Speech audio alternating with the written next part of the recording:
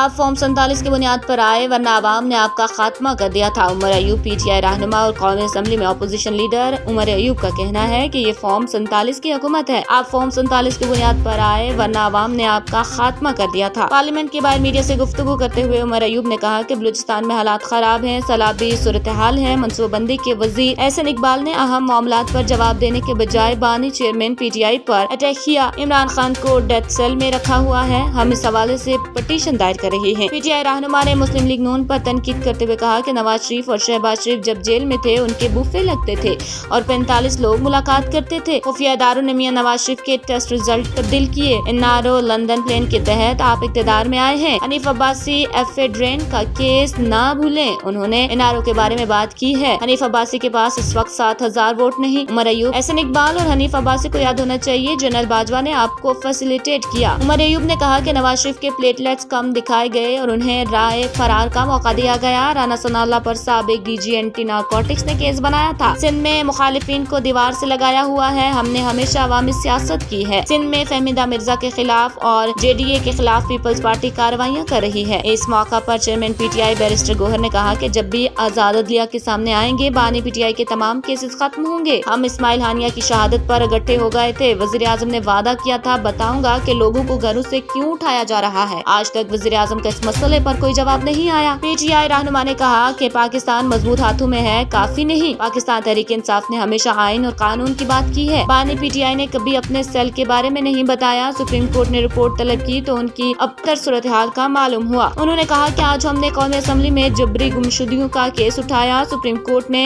Undertaking ली, इसके बावजूद लोग उठाए जा रहे हैं। वजीर आजम ने फ्लोर पर यकीन दहानी करवाई थी कि इसके बावजूद लोग गायब हो रहे हैं। पाकिस्तान का मजबूत होना जरूरी है। बैरिस्टर गोहर का मजीद कहना था कि पाकिस्तान की बात आएगी तो हम इकट्ठे होंगे। सी पैक के मामले में हम इकट्ठे हैं, जब कोई बाहर से आता है तब भी हम इकट्ठे होते हैं। कौमी असम्बली में इस वक्त अनजान लोग बैठे हैं। बैरिस्टर गोहर अली, एहसन इकबाल, हनीफ अब्बासी सब हारे हुए हैं। उनके घर वाले भी उन्हें नहीं मानते। ये सिर्फ अपने केसेस खत्म करवाने आए हैं।